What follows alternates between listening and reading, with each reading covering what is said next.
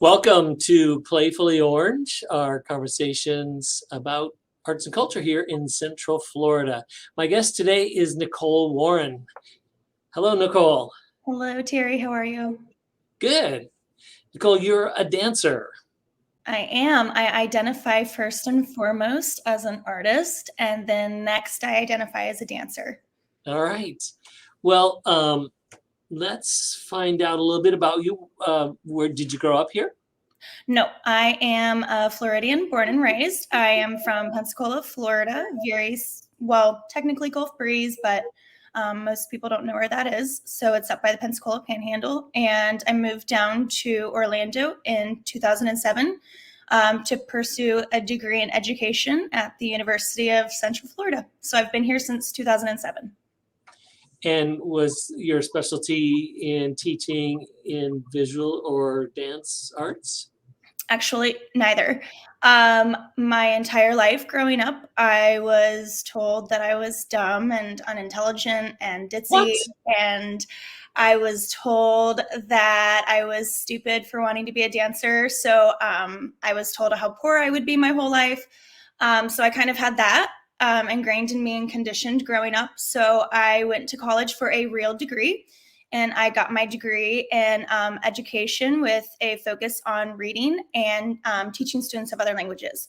So then after I graduated from UCF, I realized that my passion and my heart since I was 5 years old has been with the arts and dancing. So I went back to college to get a degree in dance. All right. And where does the visual art come in?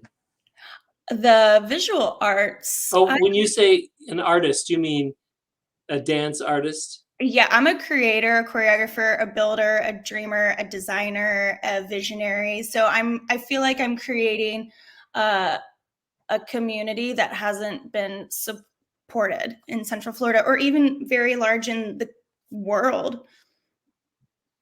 All right. So this passion from your childhood, how did that start? What was the germ of that? I ran into a pole when I was 3 years old, and I had ADHD. So This is a great start for a passion. I ran into a pole.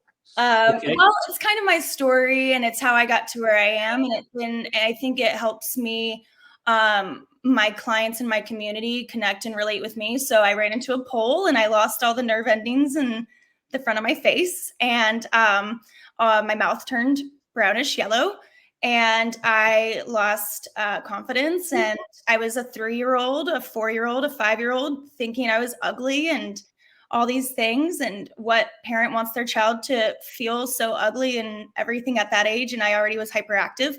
So they put me into dance.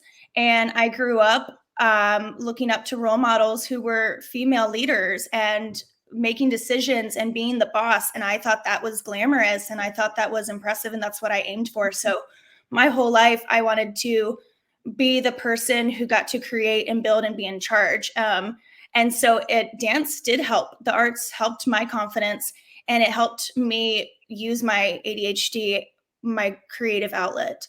So I was able to refocus and put all my excessive energy into something that I was passionate about.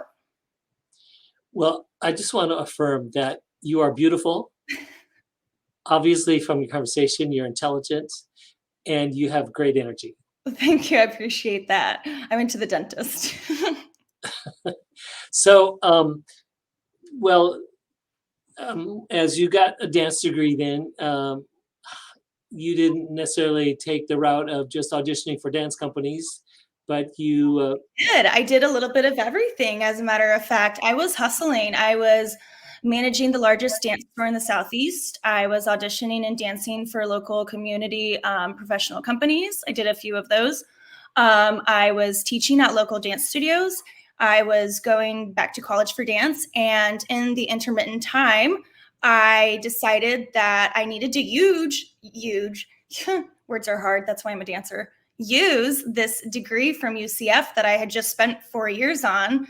So I decided to get a side job tutoring. And my side job tutoring was to be, I thought it was a tutoring job, but God has other plans and has a sense of humor. So it was a personal care assistant job for a young man with severe cerebral palsy. He was 18. It was a very extremely humbling experience. It was my first one-to-one experience, wholly caring for someone with a severe disability.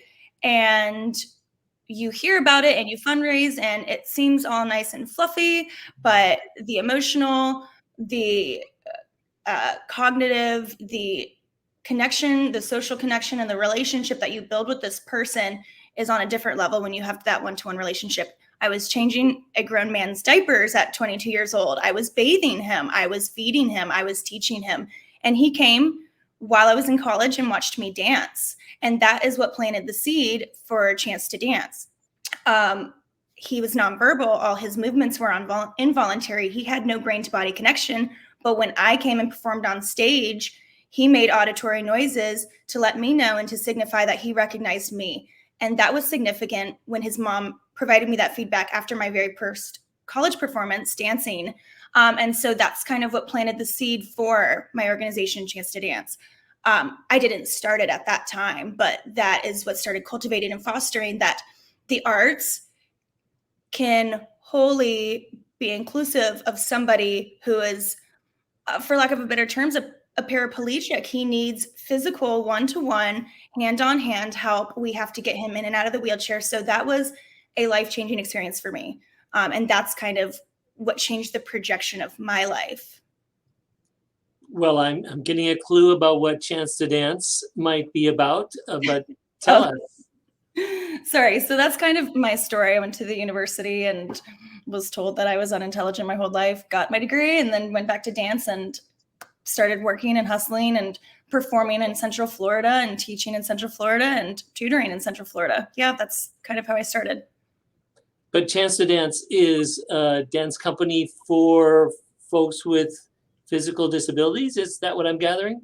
That is what you're gathering, Terry. Central Florida, Chance to Dance is Central Florida's only wholly inclusive and accommodative dance organization and arts organization for equal performance opportunities in the movement arts. So you started that in 2017, you said? March 2016. 2016. And how has that become your livelihood now? That has become my livelihood. That's become my entire life. If you had asked me 8 years ago, because we turned 7 in March, so 8 years ago, if you had asked me what I was doing, I would never have told you that this was the turn that my life would take. I thought I was just going to be an elementary school teacher and do what everybody wanted me to do. Chance for Dance then is a nonprofit and you accept donations. Is that? Yes. So Chance to Dance is an inclusive and accommodative dance organization for children, youth, and adults with varying needs and exceptionalities. So we cater wholly to the entire community of underserved individuals, families who want equal arts opportunities for the autism spectrum, Down syndrome, cerebral palsy, deaf, blind, nonverbal, the entire gamut of cognitive and physical needs. We have inclusive and accommodative dance teachers that get certified. They're CPR and AED certified. They get special needs training from us. We have our own teaching certification process, and we only hire higher education teachers so that they can work with our dancers and accommodate all of their needs. How many dancers are you working with? Currently, we serve 500 dancers across Central Florida. Wow. On a weekly basis. Wow. And then is a public performance part of that, or is it more in the process? No, absolutely. We have 2 performances a season. We have a winter production, which is an inclusive retelling of a classic story. So before COVID, we did the Nutcracker. What we do is we make sure to either get the license or the rights, and we rewrite a story where the typical hero or heroine or lead character is redesigned to be somebody significant and special to identify the diverse community around us. So we started with that in 2019. Last year we did Charlie Brown, but we did a Charlie Blue Christmas. And then this year we're doing Light Up Chestnut Lane, which is an original Chance to Dance inclusive script. We also have a spring showcase, is our annual showcase. It's the largest inclusive dance production in Central Florida. We invite over 15 organizations that serve or cater to the special needs community, as well as other dance or arts organizations that have aligned values as ours to perform with us. So this past spring was our 5th annual show, and we had over 125 dancers and 2 different performances in the spring. Wonderful. Well, Nicole, you are filling a need in our community that's not being met elsewhere. See, I can't talk either. It's hard. That's why we have arts, to express ourselves in ways that words are not needed. Well, but my background is as an actor, so I should be good at words. Anyway, thank you for what you do and for being a part of our community here. We appreciate it. And thanks for talking to me today. I appreciate it. We also, Terry, if you're ever interested, we built the state of Florida's first sensory-friendly dance studio in Maitland, Florida, and I would love to invite you to come visit and observe and tour with us. Sounds great. Thank you so much. Thank you. And thank you all for watching this issue of Diverse Orange. Thank you so much. Have a great day.